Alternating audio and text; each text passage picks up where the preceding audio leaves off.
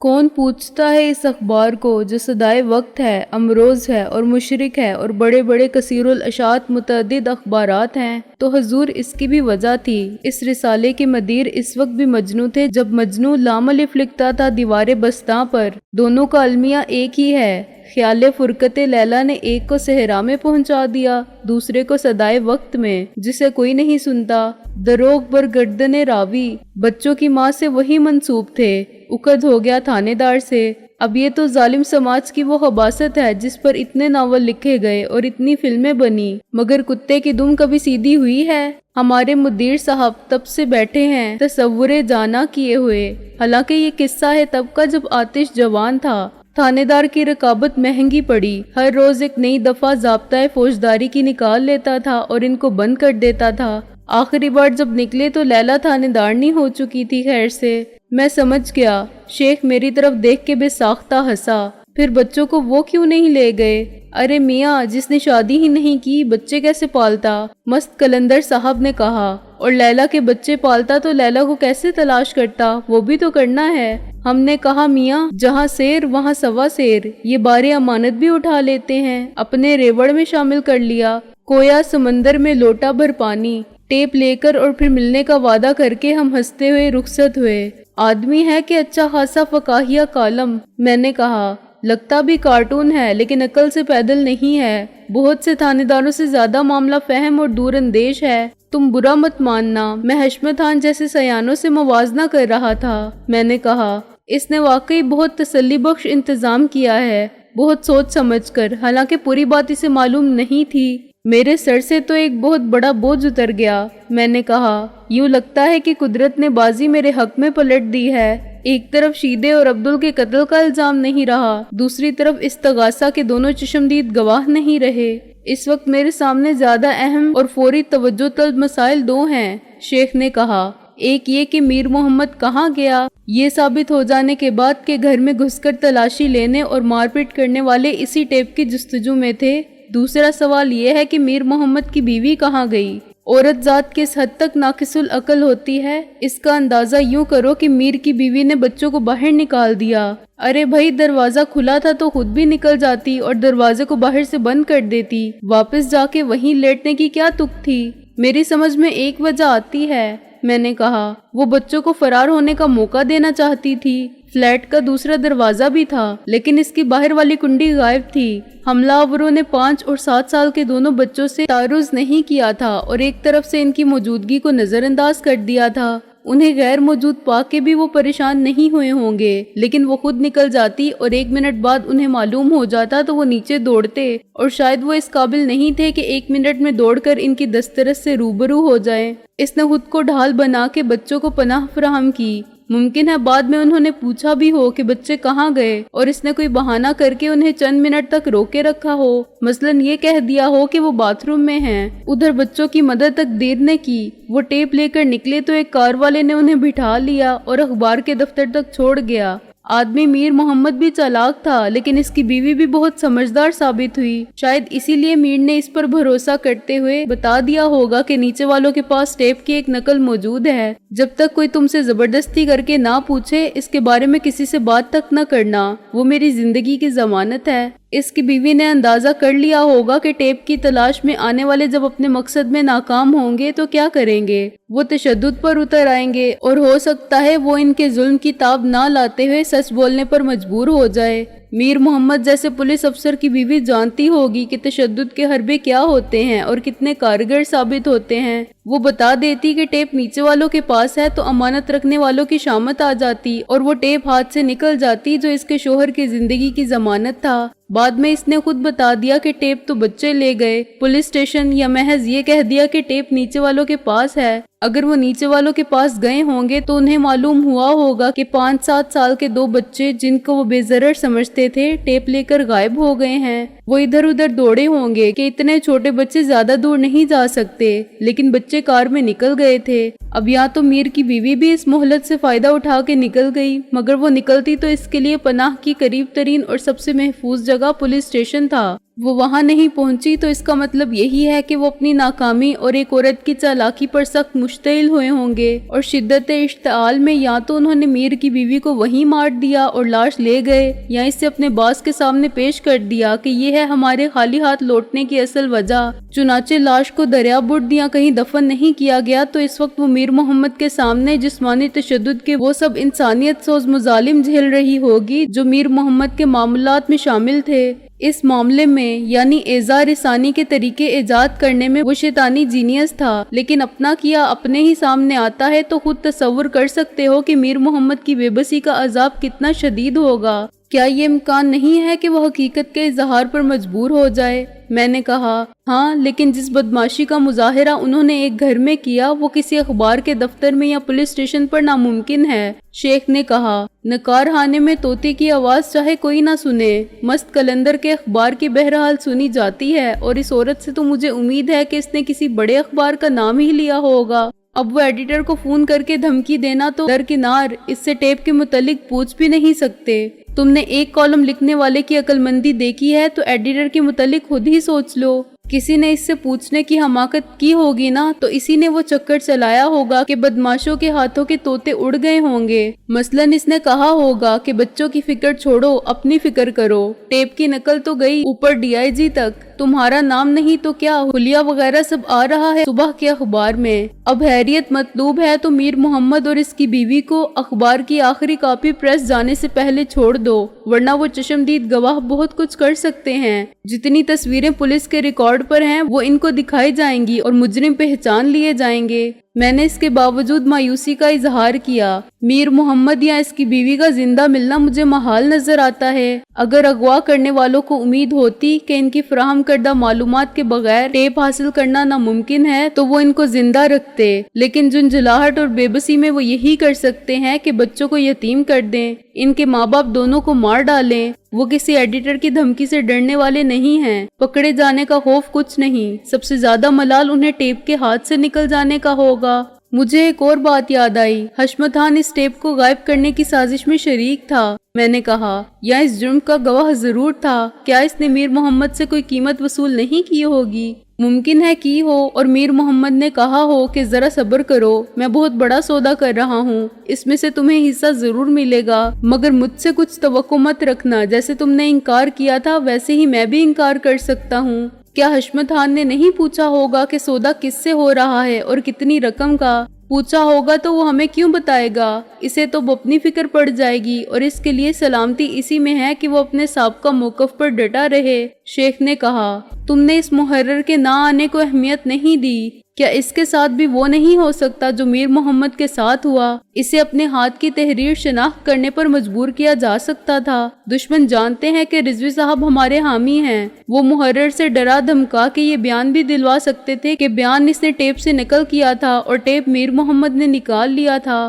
یہ بات میرے ذہن میں بھی ہے، میں صبح اس کے بارے میں بھی معلوم کروں گا۔ میری تگودو اسی کیس تک محدود رہے گی جس کا تعلق تم سے بھی اتنا ہی ہے جتنا میر محمد سے، لیکن میر محمد کا کیس میں نہیں لوں گا، اس کا بھائی جو چاہے کرے، کیس حشمت خان کو دے یا CIA کو ٹرانسفر کرا لے۔ شیخ نے کہا یا خصوصی ٹیم بنا دی جائے، میرے پاس وقت نہیں ہے، ایک پوسٹ پہلے سے خالی تھی، دوسری SHO کی معطلی سے خالی ہوئی، تیسری میر محمد کی گمشدگی سے، اور توقع ہے کہ چوتھی میرے استعفے سے ہوگی۔ اس طرح تھانہ نہیں چل سکتا۔ گاڑی پھر پولیس اسٹیشن میں داخل ہوئی۔ استعفیٰ ان حالات میں ویسے بھی منظور نہیں ہوگا، اور رضوی صاحب سے کہوں گا کہ منظور نہ ہونے پائے، بعد میں چاہو تو ہیڈ کوارٹر چلے جانا۔ تھانے میں دین محمد بے چینی سے ہماری واپسی کے انتظار میں تھا۔ اکرام شیخ نے اسے مختصراً بتایا کہ اس کے بھائی اور بیوی دونوں کے ساتھ کیا ہوا یا ہو سکتا ہے۔ یہ ٹیپ ساری خرابی کی وجہ ہے، شیخ نے کہا۔ میر محمد نے اس کو غائب نہ کیا ہوتا تو کچھ نہ ہوتا، یا وہ اتنا بڑا سودا کرنے کا خطرہ مول نہ لیتا۔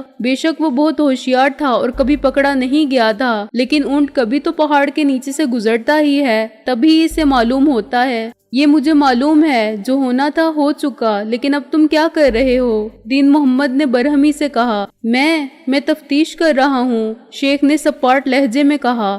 بہت کچھ معلوم ہو چکا ہے مجھے، تم نے یہ سب کچھ مجھے پہلے کیوں نہیں بتایا تھا؟ دین محمد نے چراغ پا ہو کے کہا۔ میں اب بھی تمہیں کچھ بتانے کا پابند نہیں ہوں، شیخ نے اسی لہجے میں کہا۔ نہ میں تمہارا ماتحت ہوں، لیکن تم میر محمد کے ماتحت ہو، دین محمد چیخ کے بولا۔ آہستہ بات کرو، شیخ نے میز پر ہاتھ مارا۔ اگر میں اس کا ماتحت ہوں تو مجھ سے صرف وہ پرستش کا اختیار رکھتا ہے، تم نہیں۔ دوسری زیادہ اہم بات یہ ہے کہ اس لہجے میں تمہارا بھائی بھی مجھ سے کچھ نہیں پوچھ سکتا۔ میں اپنا استعفیٰ اوپر بھیج چکا ہوں۔ میں تفتیش سے انکار بھی کر دوں تو کوئی میرا کچھ نہیں بگاڑ سکتا، آئی جی بھی نہیں۔ دین محمد کا غصہ سمندر کے جھاگ کی طرح بیٹھ گیا۔ مجھے ایک ہی کام نہیں ہے دین محمد، مجھے تمہارے بھائی اور بھاوچ کے علاوہ اپنے محرر اور تمہارے دوسرے ساتھی خواجہ اکبر کی گمشدگی کا بھی پتہ چلانا ہے۔ شیخ نے کچھ دیر کی خاموشی کے بعد کہا، مجھے تم سے ہمدردی ضرور ہے اور اسی لیے میں تمہیں ایک مشورہ دیتا ہوں۔ صبح ایس پی صاحب سے ملو، ان سے کہو میر محمد کا کیس سی آئی اے کو دے دیا جائے یا اس کی تفتیش کے لیے خصوصی ٹیم تشکیل دی جائے، کیونکہ معاملہ بہرحال ایک ایس ایچ او کی گمشدگی یا اغوا کا ہے۔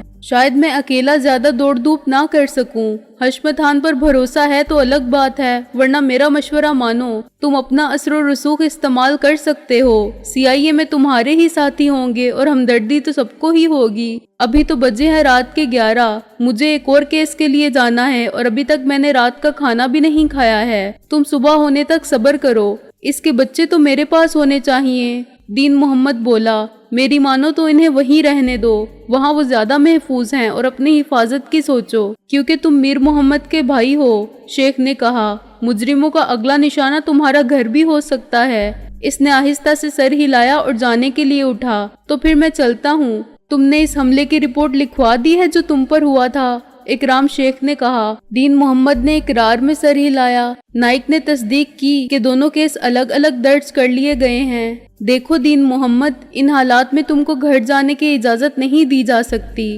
اکرام شیخ نے کہا، میں تمہیں گرفتار کرنے پر مجبور ہوں۔ تم نے وہ مشین گن کھو دی ہے جو تمہیں حکومت کی طرف سے ڈیوٹی کے لیے دی گئی تھی۔ دین محمد رک گیا۔ آہستہ آہستہ اس کے چہرے کا رنگ متغیر ہوا۔ مگر کیا وہ میرا قصور تھا؟ یہ میں نہیں جانتا، یہ تمہارا بیان ہے اور میں فیصلے کا مجاز نہیں۔ شیخ نے کہا، صبح تمہیں متعلقہ حکام کے حوالے کر دیا جائے گا، وہ تمہیں معطل رکھیں یا تمہارے بیان سن کر تمہیں بحال کر دیں، یہ ان کا کام ہے۔ خبیث، تم نے سب کچھ اپنی آنکھوں سے دیکھا تھا۔ دین محمد بڑا فروختہ ہو کے بولا، جو کچھ میں نے یا سکندر صاحب نے دیکھا تھا وہ ہم بتا دیں گے۔ شیخ نے کہا، تم ہمارا نام بطور گواہ کے دے سکتے ہو۔ ہم نے تم کو سرونٹ کوارٹر میں بے ہوش اور بندھا ہوا پایا تھا، لیکن اس سے قبل کیا ہوا تھا یہ صرف تم جانتے ہو۔ ہم اس کے چشمدید گواہ نہیں ہیں۔ گالی دینے پر میں تم کو معاف کرتا ہوں کیونکہ وہ میرا ذاتی معاملہ ہے۔ اس نے کانسٹیبل کو اشارہ کیا۔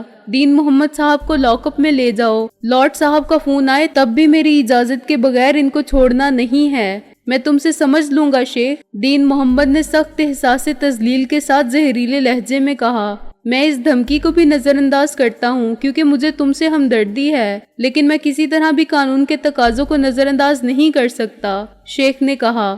دین محمد آہستہ آہستہ لاک اپ کی طرف بڑھا اور اس کے کھلے دروازے سے زیر تفتیش مجرموں کے درمیان جا کھڑا ہوا۔ میں اس کی ذہنی کیفیت کا بخوبی اندازہ کر سکتا تھا۔ اس کے پاس جرأت و ہمت اور فرض شناسی کے مظاہرے پر ملنے والی اسناد تھیں اور میڈل تھے۔ اس کا شمار اچھے پولیس افسروں میں ہوتا تھا اور اپنے فرض میں کوتاہی کا مرتکب وہ اب بھی نہیں ہوا تھا، لیکن اس وقت وہ عام مجرموں کے ساتھ ایک تھانے کے لاک اپ میں بند تھا۔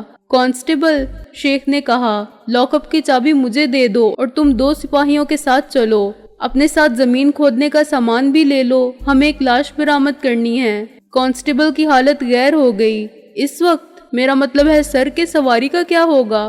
یہ سکندر صاحب ہماری مدد کر رہے ہیں، ان کے پاس گاڑی ہے، شیخ نے کہا اور کھڑا ہو گیا۔ 3 افراد کو ہم نے وہاں پہنچایا جہاں زمین تازہ کھدی ہوئی لگتی تھی۔ میری حالت بھوک سے غیر ہو رہی تھی، چنانچہ راہ میں کسی سینما کے آخری شو سے لوٹنے والی ریڑھی کو دیکھ کر میں نے گاڑی روکی اور اس سے بند کباب کا تمام بچا ہوا سٹاک خرید لیا۔ اس کے پاس 10 بند اور 20 کباب باقی رہ گئے تھے جو شاید وہ اگلے دن کے مال میں شامل کرتا۔ پورے پیسے ملنے پر اس کا چہرہ دمک اٹھا، ورنہ وہ سمجھ رہا تھا کہ بچا ہوا مال حرام میں گیا۔ गाड़ी में मेरे सिवा 4 अफराद पुलिस की वर्दी में थे और इनमें एक इंस्पेक्टर भी था।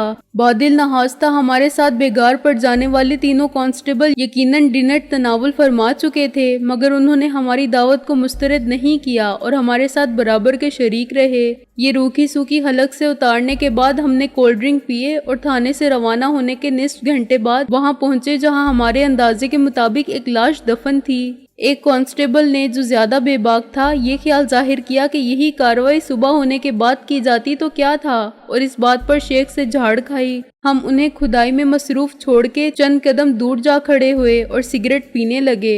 हम सड़क से तकरीबन 50 गज दूर नशेबी इलाके में थे। अब चांद भी निकल आया था, लेकिन गोरकनी पर मामूर कांस्टेबल एक लैंप भी लाए थे और इसे रोशन करने में कामयाब हो चुके थे। आधे घंटे में सड़क पर से 2 गाड़ियां गुजरी और 2 मोटरसाइकिलें। इन सब ने रुक कर अंधेरे और वीरानी में होने वाली कार्रवाई को बगौर देखा और इस अमर का यकीन कर लेने के बाद कि ये जिन भूत नहीं पुलिस वाले हैं, रफू चक्कर हो गए। उनके लिए दोनों बराबर थे कि चिमट जाएं तो जान ना छोड़े। खुदा दोनों से अमान में रखे। तकरीबन पौन घंटे तक आपस में बातें करने या हमें गालियां देने के बाद बलाखिर एक कांस्टेबल ने चिल्लाकर हमें पुकारा और हम बड़ी तवक्कुआत के साथ लपके। वो 3 फीट कतर के महदूद इलाके में 2 फीट की गहराई तक खुदाई कर चुके थे और एक बोरी की दरियाफ्त पर मुतमईन थे कि इनकी मेहनत रायगा नहीं गई। बोरी का मुंह ऊपर की तरफ नहीं था, लेकिन बोरी खाली भी नहीं थी। इर्द गिर्द की सारी जगह खोदे बगैर ये भी नहीं देखा जा सकता था कि नीचे से बोरी का मुंह बंद होगा या नहीं। टेलीफोन करने वाले ने तो वाजिया इतराफ किया था कि इसने बोरी को खोलकर देखा था और फिर खौफजदा होके भाग लिया था। ऐसी सूरत में बोरी को ऊपर के दोनों किनारों से कोने थाम कर खींचा जाता तो अंजाम यही होता कि लाश घड़े में रह जाती और खाली बोरी खींचने वाले पीछे जा गिरते। इकराम ने टॉर्च की लाइट डाल के देखा। बोरी के ऊपर मिट्टी में खून का रंग शामिल था। कानून के रखवाले आमतौर पर इस किस्म की मेहनत के आदी ना थे, जिससे जेब में कुछ ना जाए और थकन के सिवा कुछ हासिल ना हो। मुआशियात के इस्तिलाह में ये गैर बारावर मेहनत कहलाती है। 3 फुट तक जमीन से मिट्टी निकालने पर आमादा ना लगते थे। शेख ने अपने खदशात का इजहार किया तो उन्होंने मुतबादिल तजवीज़ पेश की। वो बोरी के किनारों को इस तरह खींच कर निकालेंगे कि अंदर से लाश के जिस्म का कोई हिस्सा भी गिरफ्त में आ जाए। शेख ने बादिल नहास्ता इनसे इत्तफाक किया।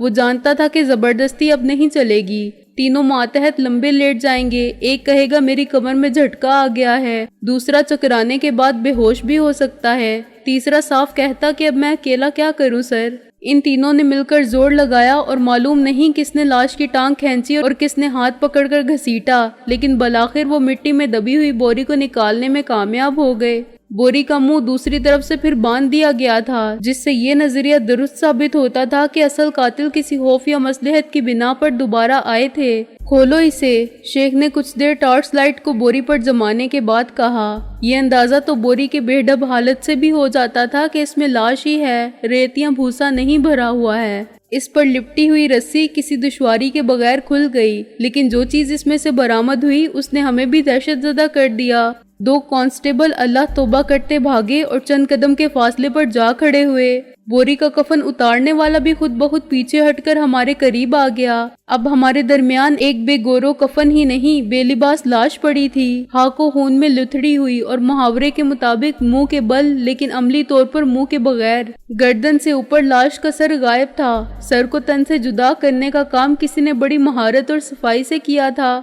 उसने खसूसन किसाबों का बड़ा छुरा इस्तेमाल किया होगा या टोका। ये तो कोई बात ना हुई, मैंने कहकर खामोशी के इस वक्फे को खत्म किया। हाँ, सच पूछो तो मुझे बड़ी मायूसी हुई है। शेख ने कहा, तुम्हें उम्मीद थी कि इसमें से मीर मोहम्मद या इसकी बीवी की लाश निकलेगी? मैंने कहा, हाँ, लेकिन मैं कबल इस वक्त ये बात नहीं कहना चाहता था। शेख ने कहा, कत्ल तो होते ही रहते हैं और कभी कभार पुरानी मदफून लाशें भी निकल आती हैं, लेकिन जिस तरह मुझे इत्तला दी गई थी, फिर जैसे मीर मोहम्मद के घर की तबाही देखी और इसके फौरन बाद मस्त कलंदर साहब ने मीर मोहम्मद के बच्चों की बात की, इससे मेरे जहन ने वाकयात को मुंसलिक कर लिया और मेरा ये शक भी यकीन में बदलने लगा कि ऐसे फेंकी जाने वाली लाश दोनों बदकिस्मत मियाँ बीवी में से किसी एक की होगी। ये ना होता तो मैं इतनी रात तक अपने साथ दूसरों को भी खवार ना करता। लाश सुबह निकाल ली जाती और अस्पताल भेज दी जाती। सच पूछो तो मेरा ख्याल भी यही था। मैंने कहा, मैं इसलिए खामोश रहा कि जो होगा सामने आ जाएगा। तुम बड़ी दिलचस्पी के साथ इस काम में लगे हुए थे।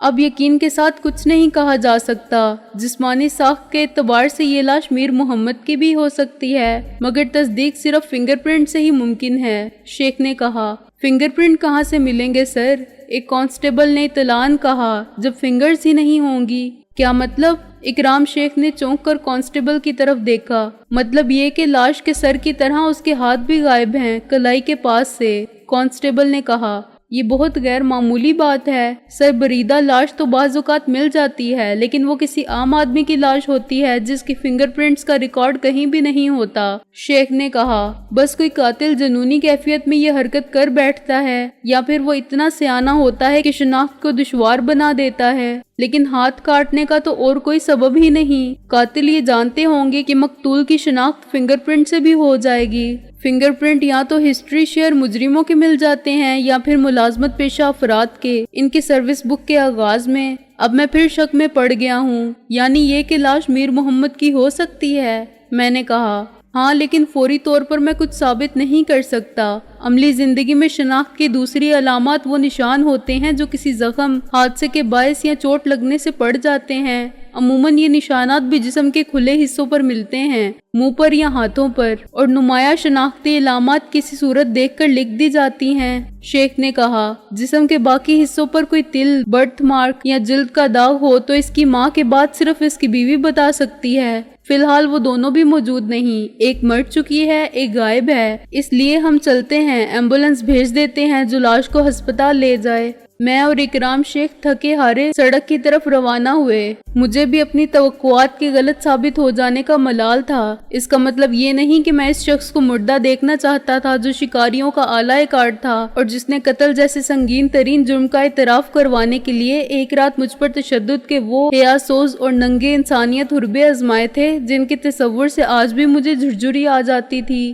میں صرف اس بے نام تجسس کا شکار تھا اور میرے خیال کے راستے بھی ایک ہی سمت میں اشارہ کرتے تھے، اور میں یہ دیکھنا چاہتا تھا کہ میری سوچ کی سمت غلط ہے یا نہیں۔ ایک شخص نے ایک تیر سے دو شکار کرنے چاہے تھے۔ اس نے ٹیپ غائب کر کے مجھے تختہ دار تک پہنچانے میں کوئی کسر باقی نہیں چھوڑی تھی، اور اس کے ساتھ ہی اپنے کارنامے پر منہ مانگا انعام حاصل کرنا چاہتا تھا، مگر تیرے قضا نے اسے پہلے شکار کر لیا۔ نہ خدا ہی ملا نہ وسالے صنم۔ ٹیپ پھر شیخ کی تحویل میں تھا اور میر محمد لالچ میں ایک بہت بڑا سودا کرتے کرتے اپنا سب کچھ گنوا بیٹھا تھا۔ اگر وہ مجھے دوبارہ زندہ مل جائے تو میں اس سے ضرور پوچھوں کہ کیا قدرت کے فیصلوں کو بدلنا اس کے اختیار میں تھا؟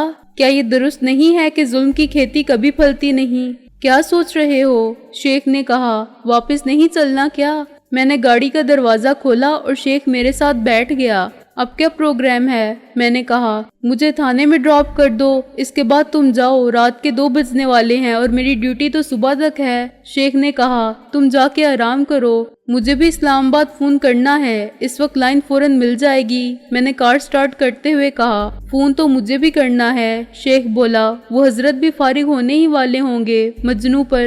مجھے جواب دینے کا موقع نہ ملا، کسی نے پیچھے سے میرے کندھے پر تھپکی دی، گاڑی یہاں سے سیدھی لے چلو۔ تھپکی دینے والے نے بھاری بھرکم لہجے میں مجھے حکم دیا۔